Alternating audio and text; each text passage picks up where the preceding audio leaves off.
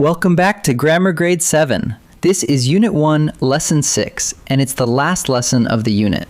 Today we put everything together and look at how whole sentences are built. We'll meet simple sentences and compound sentences, and then we'll tackle a famous writing mistake called the run-on, along with 3 quick ways to fix it. By the end, you'll be able to build stronger sentences and repair the tangled ones. Let's get started. Before we sort sentences into kinds, we need one key idea: the clause. An independent clause is a group of words with a subject and a predicate. Because it expresses one complete thought, it can stand alone as a sentence, all by itself. Hold on to that phrase, stand alone, because everything today depends on it.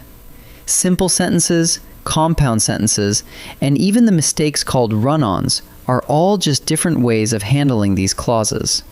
So remember, sentences are built from these clauses, one or more at a time. Let's start with the simplest kind, and it's even named that way, the simple sentence. A simple sentence is just one independent clause, standing on its own. Take this one. The lighthouse keeper waved at the ships. There's the subject, the lighthouse keeper, and there's the predicate, waved at the ships. One subject side, one predicate side, joined into a single complete thought. That's the whole recipe. When you have exactly one independent clause, you have a simple sentence. Now here's a twist that trips a lot of people up. A simple sentence can look bigger than one clause, yet still be simple. Watch this. Diego and Priya washed the car. That has 2 subjects, Diego and Priya, but only one predicate, and it's still a single clause, so it's still simple. We call that a compound subject. It works the other way too. The rooster crowed and strutted. That's one subject, the rooster, with 2 verbs, crowed and strutted. That's a compound predicate, but again, it's still one clause. So doubling the subject or the verb does not make a compound sentence. As long as there's only one independent clause, it stays a simple sentence. Now for the star of the lesson, the compound sentence. A compound sentence is 2 independent clauses joined together. Each clause could stand alone, but we link them because their ideas belong side by side. Listen. The rain fell hard and the river rose. Pull it apart and you find 2 complete sentences hiding inside. The rain fell hard is one. The river rose is the other. We joined them with a comma and the word and. So a compound sentence takes 2 clauses that could each stand alone and links them as equals. How exactly do we join 2 clauses into a compound sentence? There are 2 ways, and both matter. The first way is a comma plus a joining word. Those joining words are and, but, or, nor, and for. Here's one in action. The path was steep, but we kept climbing.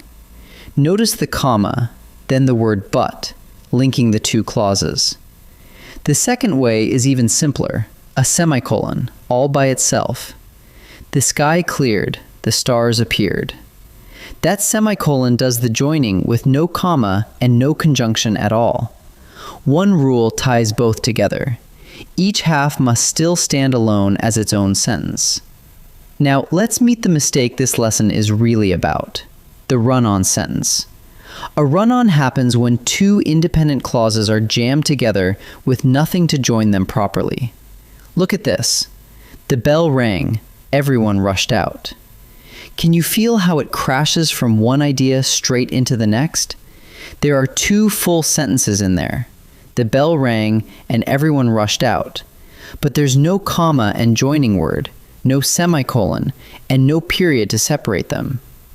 When 2 sentences run together like that, you've got a run-on, and it needs fixing. Good news, every run-on has 3 easy fixes, and you get to choose.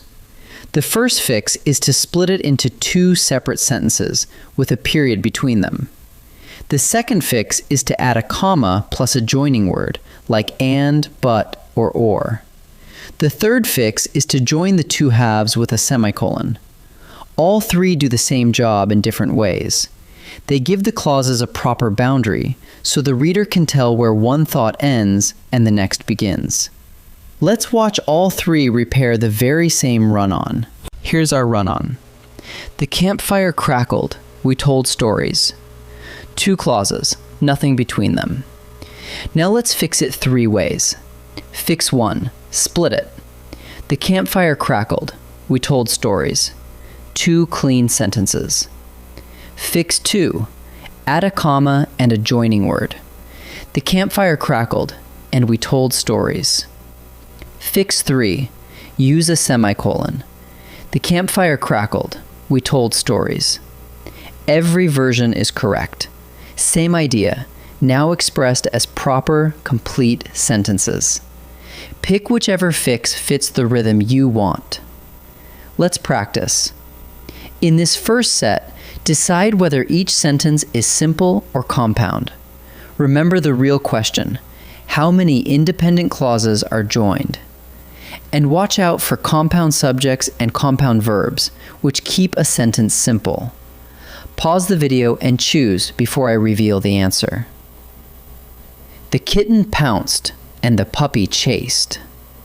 Split it at the comma. The kitten pounced is a full sentence, and the puppy chased is another full sentence. 2 independent clauses joined by a comma and the word and. So the answer is compound. Ella and Sam organized the whole fundraiser. It's tempting to see 2 names and say compound, but slow down. There's only one predicate, organize the whole fundraiser, and only one clause. Ella and Sam is just a compound subject, so the answer is simple. The lantern flickered and then went dark. Here, the word and joins 2 verbs, flickered and went dark. But they share a single subject, the lantern. That's a compound predicate inside one clause. So the answer is simple. In this second set, we focus on run-ons. For each item, decide what you're looking at, or pick the choice that fixes the problem. Keep your eye out for 2 clauses crashing together with nothing between them. Pause and decide before I answer. We hiked all morning. We rested at noon. Listen to how it slams 2 ideas together.